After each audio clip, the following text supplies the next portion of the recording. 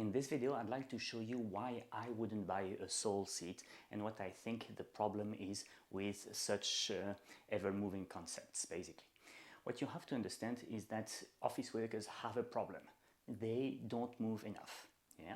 And as they don't move enough, they have lower back pain, neck pain, a higher risk of obesity and all the associated disorders and things. And this has resulted in a paradigm shift, which is, okay, office workers have to move more. And that has changed into basically the next posture is the best one. As long as you move, you will be healthy, etc. The big mistake that underlies this is very well explained in these infographics by Dutch foundations. It's the difference between macro movement and micro movement. At macro movement level, this guy moves a lot, but even if he alternates the activities every 10 minutes or so, you see that if you zoom in the lower back, you will see a bad posture for the whole day. And bad posture combined with prolonged duration is a forbidden combination. So you see, a big part of the problem comes from the confusion between the two meanings of posture. Posture as a whole, I move my body, and posture in a certain region, in this case, the lower back is round and compressed all day long. So let's look at how this applies to the soul seat. For office workers, not enough movement is in particular sitting for more than 30 minutes in a row. Why? Because after 30 minutes you have a compressive effect in the lower back and therefore you will start damaging the discs. This means that you need to stand every 30 minutes, not to change your sitting posture every 30 minutes. You see, as long as you sit, you do this mistake of macro vs micro movement. You change sitting posture, but you're still sitting. And as 30 minutes are counted with, say, a healthy, supported spinal posture, you can actually expect that you do things worse, because going into a different sitting posture of a lesser quality will just bring the timer down and not reset the timer.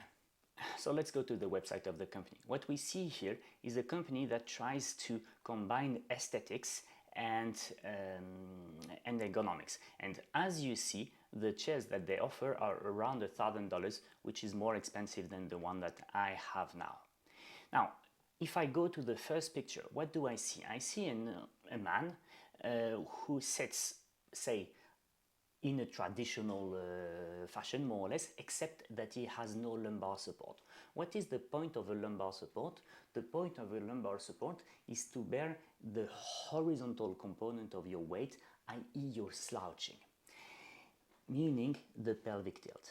If nothing is here to absorb the pelvic tilt, what you can be sure of is that this weight or this force will be taken somewhere else. And this somewhere else, in the case of this man, is in the lumbar discs, because he has a slightly round back. You can easily diagnose it for yourself if you have your hand in your lower back and you can feel the vertebrae, means your back is round.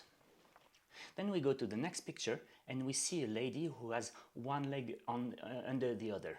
Of course, you'll tell me it's better to do this on that chair than on a normal chair, which would additionally tilt your pelvis.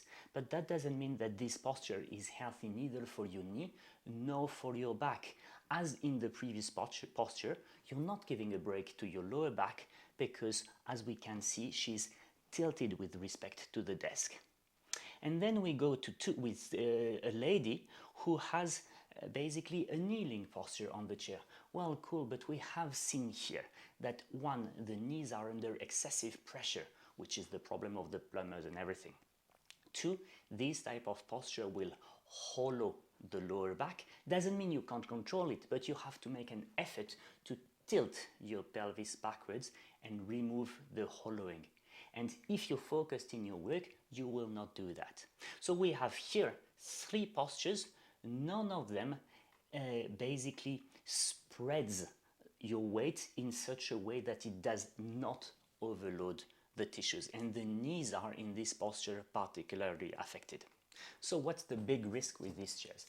The big risk with these chairs is that they get you confused between moving globally and moving locally. And actually, they will not give you the possibility to truly give your weight to a lumbar support because there's no lumbar support. They will impose very flexed knee angles, which put a lot of pressure in the knee joint, both under the patella and against the meniscus. And although the pelvis seems quite horizontal in the pictures, the risk is big that you actually tilt to one side, because when you rotate your body, naturally it flexes at the same time. And as we've seen, these chairs are conceived for asymmetric postures also. So what the risk with these chairs? They make you completely underestimate that you have been sitting for more than 30 minutes, number one. Two, the 30 minutes timer does not apply to postures like this. The timer for postures like this would be 5-10 minutes.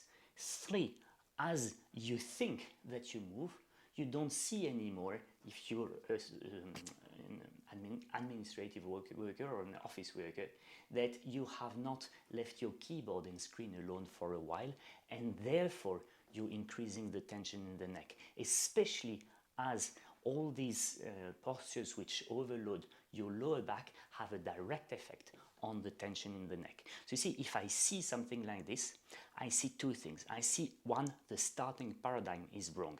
Two, the postures that are put in the pictures are not healthy postures.